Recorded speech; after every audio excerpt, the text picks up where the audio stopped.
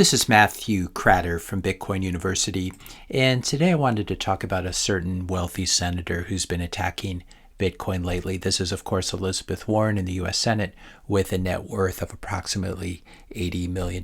And she was once the sworn enemy of big banks back in the 2010 time period, but her swelling net worth has increasingly and unfortunately encouraged her to get in bed with the bankers. That's metaphorical language, of course, since I believe she's happily married to a fellow Cherokee, Bruce Mann, a professor at Harvard, who also contributed to the same 1984 cookbook that Warren did, in which they both claimed Cherokee ancestry.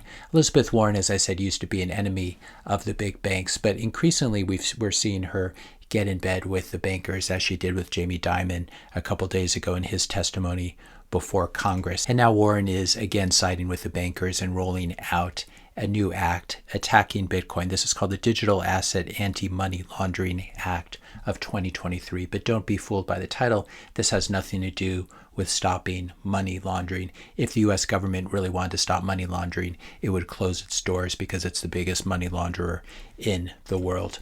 This act is a direct and disgusting attack on freedom and privacy in America, and it needs to be opposed at all costs because this act will not stop terrorists from using U.S. dollars, their preferred currency of choice, of course, but it will infringe on the rights of millions of honest Americans who want to be able to use an amazing modern technology like Bitcoin.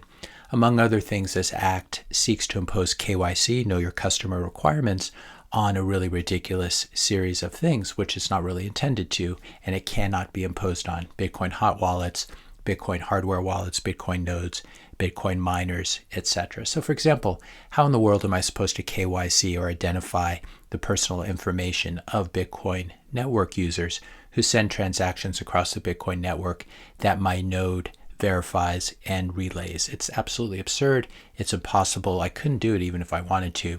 This act would be impossible to enforce at scale if it ever made its way through Congress and was signed by the president, as I do not expect it to be. And this is a good thing because if taken to its logical conclusion, this act, if it ever became law, would constitute a de facto ban on Bitcoin in the US. I don't think it would be enforceable, but it would essentially be a ban because P2P transactions would be illegal. This is the whole basis of the Bitcoin network, as well as self-custody, holding your own Bitcoin, holding your own keys, would also be illegal in this situation. Now, fortunately, Warren does not have a very good legislative track record. We can see here that of all the bills she's sponsored in the last few Congresses, 0 have passed. So this is very good news, I think, for Bitcoiners. I also wanted to address the claim that Warren makes in this act that Bitcoin is a major funding source for terrorists. I think Sam Callahan in this tweet does a really good job of breaking it down. I just wanted to read the beginning of this. Last week, the Wall Street Journal published an article claiming that about $90 million worth of crypto was used to fund Hamas, a serious claim that gained significant attention. In response to the article, anti-Bitcoin politicians directly linked the Wall Street Journal article as evidence in a letter to the White House. This is really what Warren is doing in this act. Later, it was confirmed that the article was patently false. It was straight up fake news. This was confirmed by Chain Analysis, which is a Bitcoin and blockchain surveillance company, which ran the numbers. It turns out the authors of the article mistakenly counted an entire exchange's trading volume, 82 million for a terrorist group address, a really rookie mistake. The actual funds that went to known terrorist-linked addresses was substantially less. Of the roughly 82 million in cryptocurrency received by this address, about $450,000 worth of funds were transferred from the known terror-affiliated wallet. So the other problem with this act is Warren is citing debunked data, which is exactly what you would expect, of course, from a politician.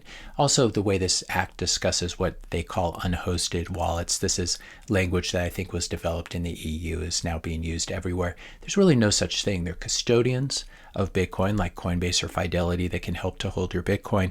Then there's software and hardware wallets where you can store your Bitcoin private keys and control your own private keys. But for example, how in the world can the creator of a free and open source Bitcoin wallet KYC his customers? He doesn't even have customers since he's giving the software away for free and anyone can copy or change it. And I think it's also clearly unconstitutional to make it illegal to hold your own property. I'll say that again. It's clearly unconstitutional to make it illegal to own something and to hold something that belongs to you. What self-custody really means is I get to store my own stuff, which is not exactly a revolutionary thing. It seems like a reasonable right to have in a supposedly free country. Unfortunately, our freedoms are under assault by the very government that is supposed to be upholding them. I'll link to this article in the description notes below that talks about the U.S. Treasury also seeking a massive expansion of warrantless surveillance and powers to sanction open source software. This is part of the same move that Warren appears to be part of. I would ask, though, if you live in Massachusetts, please do us all a favor and vote Warren out in 2024. She really is a thorn in the foot. She's an out-of-touch elitist. She's captured by bankers and other special interest groups.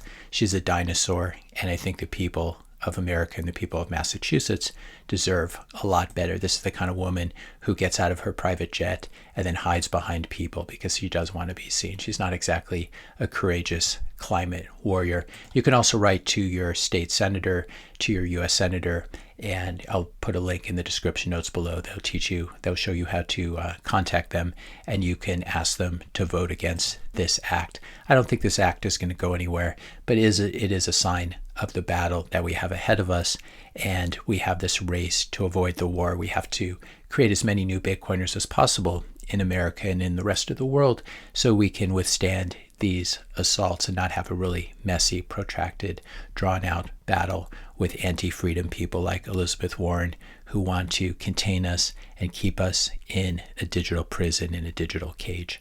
If you enjoyed this video, be sure to hit that subscribe and like buttons. Hit the notification bell if you want to be notified when I publish my next video.